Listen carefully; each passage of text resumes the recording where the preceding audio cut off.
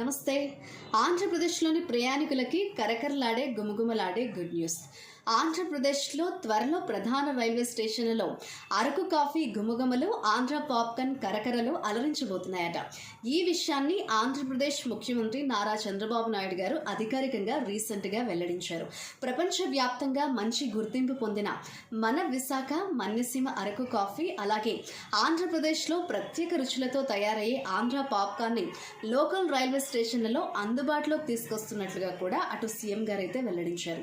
అయితే అరకు కాఫీ కావచ్చు, అలాగే ఆంధ్ర పాప్కార్న్ని అందుబాటులోకి తీసుకురావడం వెనక ఒక గొప్ప ఆశయం ఉందట.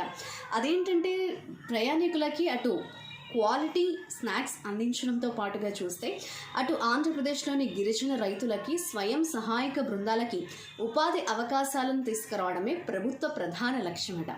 జనరల్గా రైలు ప్రయాణం అంటే ఒక మధురమైన జ్ఞాపకం. ఆ మధురమైన జ్ఞాపకానికి కమ్మటి అరకు కాఫీ తోడైతే ఆ మజానే వేరు కదా.